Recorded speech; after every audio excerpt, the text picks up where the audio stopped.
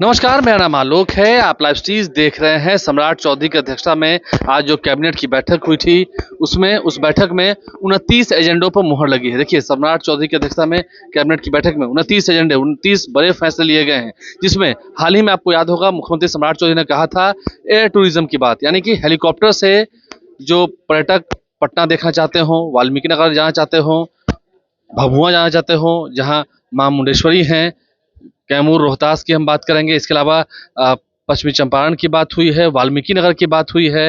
इन तमाम जगहों पर उनको पर्यटन कराया जाएगा। पर्यटकों के लिए भी एक विशेष व्यवस्था की गई है। 29 जो बड़े एजेंडे हैं, उसमें स्वास्थ्य विभाग और भवन निर्माण विभाग से जुड़े हुए भी कई महत्वपूर्ण एजेंडे हैं। इसके अलावा नगर विकास विभाग की तरफ से भी कई प्रस्तावों पर मुहर लगाई गई है। सम्राट चौधरी की अध्यक्षता में जो कैबिनेट की बैठक हुई थी, उसे लेकर अरविंद कुमार चौधरी, जो कि कैबिनेट सेक्रेटरी हैं, पूरी जानकारी दे रहे हैं। हम आपको सीधा उस वीडियो से जोड़ते हैं। आज शाम 5 बजे मंत्रिपरिषद की बैठक हुई। उसके संबंध में आयोजित इस प्रेस कॉन्फ्रेंस में आप सबका स्वागत है। आज का पहला एजेंडा अनुसूचित जाति एवं अनुसूचित जनजाति कल्याण विभाग का था, जिसके अंतर्गत अजावनी द्वारा राष्ट्रीय सफाई कर्मचारी वित्त एवं विकास निगम नई दिल्ली को 21 करोड़ 95 लाख रुपए, जो उनके द्वारा पूर्व में ऋण के रूप में दिया गया था, उसके एक मुश्त सेटलमेंट हेतु देने की स्वीकृति दी गई। ये वन टाइम सेटलमेंट है। ब्याज के साथ ये राशि ज़्यादा हो गई थी। वन टाइम सेटलमेंट में मात्र मूलधन वापस करने से यह राशि का भुगतान पूर्ण हो जाएगा और इसके बाद फिर से अजावनी को राष्ट्रीय समिति से राशि प्राप्त हो सकेगी। आपदा प्रबंधन विभाग का दूसरा एजेंडा था, जिसमें बिहार नागरिक सुरक्षा क्षेत्रीय आशुलिपिक संवर्ग नियमावली 2017 के नियम 6(2) एवं 8 में आशुलिपिक पद पर सीधी भर्ती के लिए निर्धारित न्यूनतम उम्र सीमा और परिवीक्षा अवधि के प्रावधान में संशोधन की स्वीकृति दी गई। न्यूनतम अवधि चूंकि ये इंटरमीडिएट लेवल का है तो घटाकर 18 वर्ष की गई और परिवीक्षा अवधि को 1 वर्ष किया गया, जो पहले 2 वर्ष था। कला एवं संस्कृति विभाग का अगला एजेंडा था, जिसके तहत बुद्ध सम्यक दर्शन संग्रहालय सह स्मृति स्तूप के प्रॉपर संचालन के लिए एक समिति के गठन एवं इसके सोसाइटीज निबंधन अधिनियम के तहत रजिस्ट्रेशन की स्वीकृति दी गई।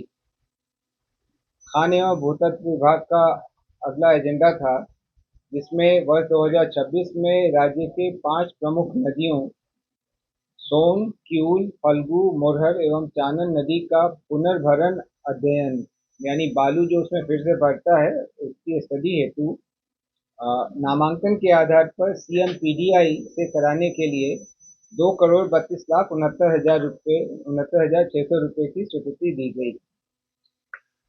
खान एवं भूतत्व विभाग का ही अगला एजेंडा था, जिसमें राज्य अंतर्गत अनुमोदित जिला सर्वेक्षण प्रतिवेदन में चिन्हित पत्थर भूखंडों की ई नीलामी से पूर्व खनन योजना तैयार कराने तथा पर्यावरणीय स्वीकृति एनवायरमेंटल क्लियरेंस प्राप्त करने हेतु बिहार राज्य खनन निगम लिमिटेड को एजेंसी नामित किए जाने की स्वीकृति दी गई।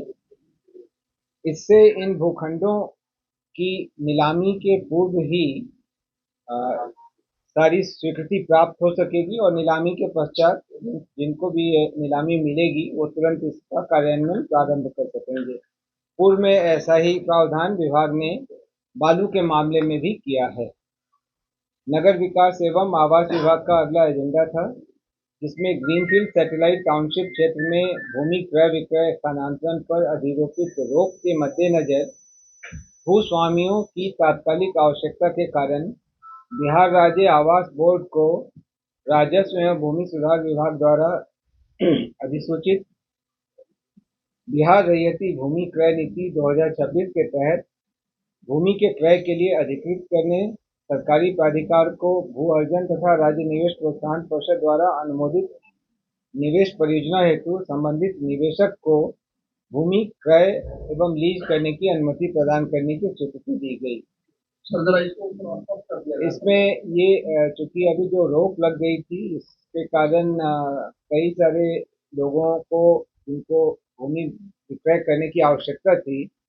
अभी सरकार ने यह प्रावधान किया है कि इसको बिहार राज्य आवास बोर्ड उनसे सीधे खरीद सकेगा। आप अवगत हैं कि कुछ दिनों पहले ही बिहार रैयती भूमि क्रय नीति 2026 की स्वीकृति दी गई। इसके क्या लीड इसके इसमें प्रावधान दो तीन प्रावधान हैं। एक कभी भी जहाँ पर कोई उद्योग इत्यादि स्थापित करने हैं तो या तो भूमि उसके लिए अधिग्रहण की जा सकती है या भूमि लीज की जा सकती है या अब भूमि सीधे सीधे क्रय की जा सकती है। अब नया नया नई नई जो क्रय नीति है उसके प्रावधानों के अनुरूप है ये। इसके बारे में विस्तृत जानकारी आपको विभाग दे सकेगा। नगर विकास एवं आईपीआरडी आपको उनसे संपर्क करके इसके बारे में क्लैरिफिकेशन दे देगा अगर आपको कुछ चाहिए। नगर विकास एवं आवास विभाग का अगला एजेंडा था जिसमें हुडको और पाटलिपुत्र विपश्यना ट्रस्ट के बीच बुद्ध स्मृति पार्क के ब्लॉक ए और ब्लॉक बी के निःशुल्क ध्यान केंद्र के संचालन की एकरारनामा अवधि को 10 वर्षों के लिए बढ़ाने की स्वीकृति दी गई। पर्यटन विभाग का अगला एजेंडा था जिसमें सिंधु दर्शन तीर्थ यात्रा वित्तीय सहायता अनुदान योजना 2026 की स्वीकृति दी गई। इसमें लद्दाख इत्यादि भ्रमण करने के लिए अनुदान दिया जाएगा जो उनके खर्च का 50% अथवा 20,000 रुपये जो भी कम हो। सर कितने उम्र के आदमी को दिया जाएगा? इसमें 18 वर्ष या उससे अधिक के लोग होने चाहिए और साल में अधिकतम 100 तीर्थयात्रियों को यह वित्तीय सहायता प्रदान। पर्यटन विभाग का ही अगला एजेंडा था जिसके अंतर्गत बिहार राज्य में पर्यटकों की सुविधा हेतु मुख्यमंत्री होम स्टे प्रोत्साहन योजना 2026 और इसके दिशा निर्देश की स्वीकृति दी गई। परिवहन विभाग का अगला एजेंडा था जिसमें सड़क सुरक्षा, यातायात प्रबंधन, इलेक्ट्रॉनिक प्रवर्तन एवं दुर्घटना नियंत्रण हेतु पीपीपी मॉडल के आधार पर intelligent traffic management system ITMS की स्थापना एवं क्रियान्वयन हेतु बिहार सड़क सुरक्षा निधि से कुल 622 करोड़ रुपए के व्यय की स्वीकृति दी गई। संसाधन विभाग अंतर्गत निरीक्षण भवन एवं इसके आसपास के परिसर के आधुनिक गेस्ट हाउस के रूप में रूपांतरण नीति 2026 की स्वीकृति दी गई।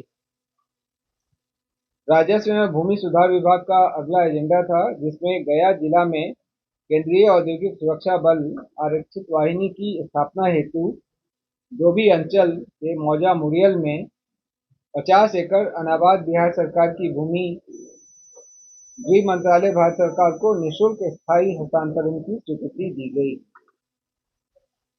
संसदीय कार्य विभाग का अगला एजेंडा था जिसके अंतर्गत श्री राजीव कुमार निदेशक बिहार विधानसभा सचिवालय को दिनांक 30/6/2026 के बाद 1 वर्ष तक यानी 30/6/27 तक संविदा अवधि विस्तारित करने की स्वीकृति दी गई। इस पद पर वे तब तक बने रहेंगे जब तक वहां नियमित प्रोन्नति या उच्चतर पद का प्रभार नहीं दे दिया जाता है।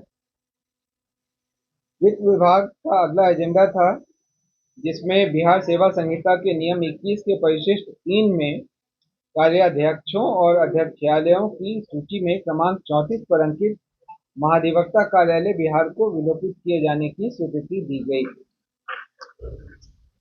पर्यटन विभाग का अगला एजेंडा था जिसमें राज्य में विभिन्न पर्यटक स्थलों के मध्य पर्यटकों के त्वरित एवं सुगम भ्रमण हेतु मुख्यमंत्री बिहार हेली टूरिज्म एवं एयर टूरिज्म सेवा योजना 2026 की स्वीकृति दी गई।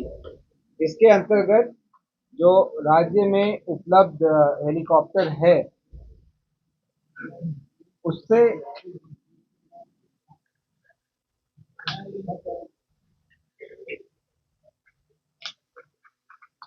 पटना से वाल्मीकि नगर, पटना से राजगीर और पटना से कैमूर ये जाने के लिए और साथ ही साथ पटना में हेलीकॉप्टर जॉय राइड के लिए प्रावधान किया गया है।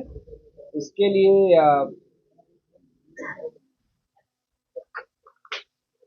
10-10 सीट उपलब्ध हैं प्रति सप्ताह, और इसकी राशि भी निर्धारित की गई है। जैसे पटना वाल्मीकि नगर के लिए प्रति यात्री किराया 5,000 है, पटना कैमूर के लिए 6,000 है, पटना राजगीर के लिए 4,000 है, और जॉय राइड जो 10 मिनट का होगा उसके लिए 2100 रुपये का किराया निर्धारित किया गया है। स्वास्थ्य विभाग का अगला एजेंडा था, जिसके अंतर्गत बिहार राज्य शहबद्ध एवं स्वास्थ्य देखभाल परिषद संशोधन नियमावली 2026 के गठन की स्वीकृति दी गई। तो आज की बैठक में इन बिंदुओं पर निर्णय लिए गए। आज की इस प्रेस कॉन्फ्रेंस में भाग लेने के लिए आपका धन्यवाद। सर, एक आग्रह होगा, जो महत्वपूर्ण फैसले संकल्प की प्रति संबंधित विभाग जब निकालता है तो उनके वेबसाइट पर चली जाती है। तो कैबिनेट की बैठक के बाद क्या कुछ बड़े फैसले हुए हैं, उन तमाम फैसलों से अरविंद चौधरी जो कि कैबिनेट सेक्रेटरी हैं उन्होंने अवगत कराया है। हमने इस पूरी खबर को वीडियो के जरिए आप तक पहुंचाया है। आप लाइव से साथ बने रहें। तमाम ऐसी बड़ी खबरें जो सरकार आदेश देती है आप तक, आम लोगों तक उस खबर का असर होगा, उस खबर से आपको जानकारी मिलेगी, वो खबरें हम आप तक पहुंचाते रहेंगे। हमारे चैनल को सब्सक्राइब कर लें। धन्यवाद।